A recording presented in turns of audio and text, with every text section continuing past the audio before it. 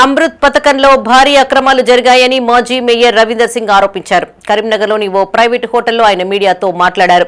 నగర ప్రజలకు నగరపాలక సంస్థ సరైన సమయంలో మంచినీరు అందించలేకపోతోందని తెలిపారు. అమృత్ పథకం పేరిట కోట్ల రూపాయల దోపిడీకి పాల్పడుతున్నారని ఆరోపించారు. మాజీ సీఎం కేసీఆర్ దూరదృష్టితో మిషన్ భగీరథ పథకాన్ని తీసుకువచ్చారని గుర్తు చేశారు. తద్వారా గ్రామాలకు నీరు అందించారని తెలిపారు. అమృత్ పథకంలో పాత పైప్ లైన్లను కొత్తగా చూపించి కుట్ర చేశారని ఆరోపించారు.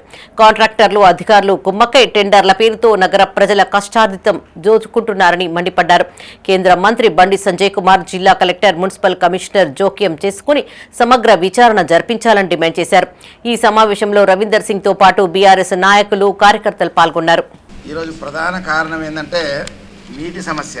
నగరంలో కొత్తగా విలీనమైన గ్రామాలు, అలాగనే నగర పాలక సంస్థలో పాత డివిజన్ అన్నింటిలో కూడా ఈరోజు సమస్య నీటి సమస్య తలెత్తదనే ఉద్దేశంతో కేసీఆర్ గారు, గౌరవనీయ మాజీ ముఖ్యమంత్రి వర్యులు మిషన్ భగీరథ అనే కార్యక్రమం తీసుకున్నారు. ఇంటింటికి నల్ల అనే ఒక పెద్ద కార్యక్రమాన్ని తీసుకోవడం జరిగింది వారు ముఖ్యమంత్రి ఉన్నప్పుడు.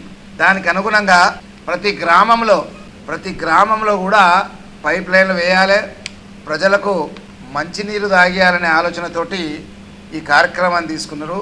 కరీంనగర్ నగరపాలక సంస్థలో విలీనమైన గ్రామాలు ఏవైతే ఉన్నాయో తీగలగుట్టపల్లి, ఆ తీగలగుట్టపల్లిలో 2 OHSR అంటే ఓవర్ హెడ్ సర్వీస్ రిజర్వాయర్స్ 2 కట్టాలి. పైప్ లైన్ ఎంత అంటే దాదాపు 3,76,000 పైప్ లైన్ ఈ తీగలగుట్టపల్లి శాంక్షన్ చేయడం జరిగింది. ఆ వర్క్ కూడా అయింది. అలాగనే ఆరపల్లిలో, పద్మానగర్లో, రేకుర్తిలో, సీతారాంపూర్, వల్లంపాడ్, బొమ్మకల్, గోపాల్పూర్, దుర్షేడ్, చింతకుంట, మొన్న జైనైన మల్కాపూర్ కూడా మిషన్ భగీరథ ద్వారా ప్రతి గ్రామంలో, అప్పుడున్న గ్రామాలలో కేసీఆర్ గారు మిషన్ భగీరథ పేరు మీద ఇవ్వడం జరిగింది.